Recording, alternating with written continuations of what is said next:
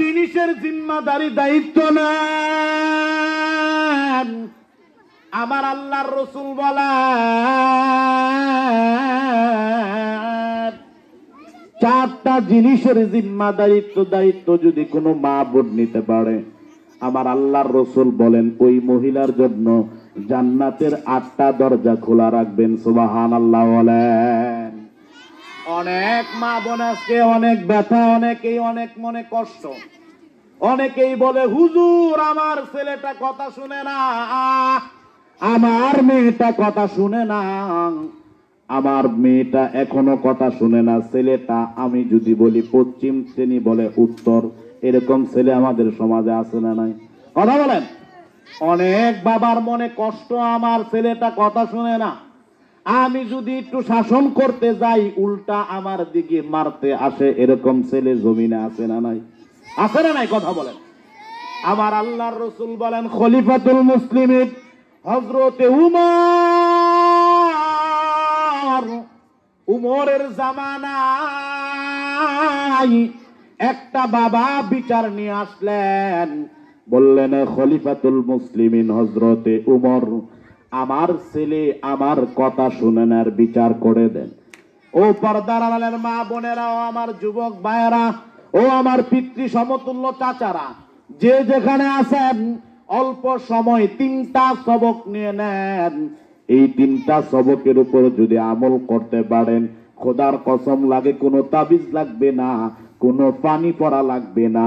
আপনার ছেলে আল্লাহওয়ালা এবং মা বাবা ভক্ত হয়ে যাবে। কথাগণ ঠিক কিনা?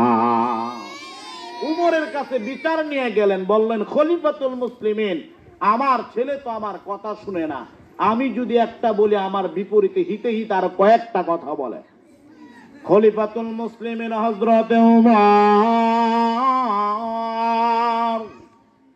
বাবাকে বলে দিলেন, কালকে আমার দরবারে নিয়ে আসবেন।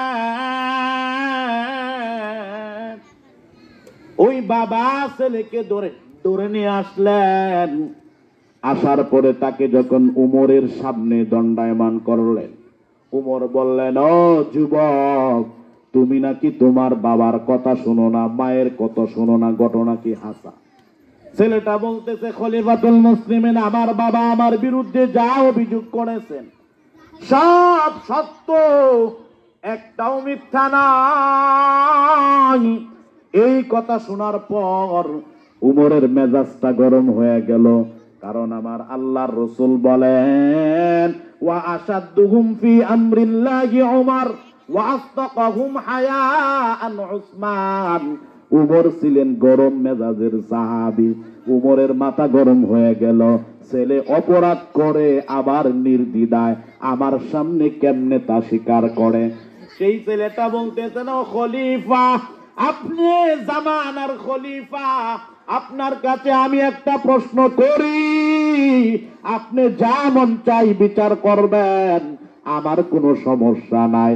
তবে আমি আপনার কাছে একটা প্রশ্ন করি, ইসলামে শুধু সন্তান কালী মা বাবারে খেদমত করবে নাকি মা বাবারও কিছু দায়িত্ব আছে, সন্তানের প্রতি দায়িত্ব আছে? ইসলাম কোনটা বলে আপনি খুলে বলেন। আমার নবীর পয়গম্বরের সাহাবী খলিফাতুল মুসলিমিন হযরত উমর বললেন, প্রত্যেকটা গার্ডিয়ানের জন্য, প্রত্যেকটা মা বাবা যারা আছেন, প্রত্যেকটা গার্জিয়ানের ভূমিকায় যারা আছেন, প্রত্যেকটা গার্জিয়ানের জন্য আমার আল্লাহর রাসূলের পয়গম্বর হযরতে উমর বলে দিলেন, প্রত্যেকটা গার্ডিয়ানের জন্য প্রাথমিক 3টা দায়িত্ব। কয়টা দায়িত্ব? কথা বলেন। কয়টা দায়িত্ব? কথা বলেন। 3টা দায়িত্ব প্রত্যেকটা গার্ডিয়ান যারা আছেন, অভিভাবক যারা আছেন। আজকে তো অভিভাবক সম্মেলন, নাকি বলেন? যারা আসছেন আপনারা প্রত্যেকে মন দিয়ে শুনেন। প্রত্যেকটা গার্ডিয়ান, অভিভাবক, দাদার ভূমিকায় যিনি আছেন, চাচার ভূমিকায় যিনি আছেন, এই বাবার ভূমিকায় যিনি আছেন, মায়ের ভূমিকায় যিনি আছেন, নানা নানির ভূমিকায় যারা আছেন, যারা গার্ডিয়ান, যারা ছেলে মেয়েদের গার্ডিয়ান, তাদের জন্য হযরতে ওমর বলে দিলেন, প্রত্যেকটা ছেলের, প্রত্যেকটা গার্ডিয়ানের জন্য প্রাথমিক 3টা দায়িত্ব। এই 3টা দায়িত্বের ভিতরে এক নাম্বার দায়িত্ব হলো আইয়ুহসিনাল ইসমা, প্রত্যেকটা সন্তান জমিনে আসার পরে সুন্দর একটা নাম রাখা। সুবহানাল্লাহ বলে। সুবহানাল্লাহ। বর্তমানে দেখা যায়, তাকায় দেখলেন আপনাদের এই ফুলবাড়িয়াতে, শিবগঞ্জ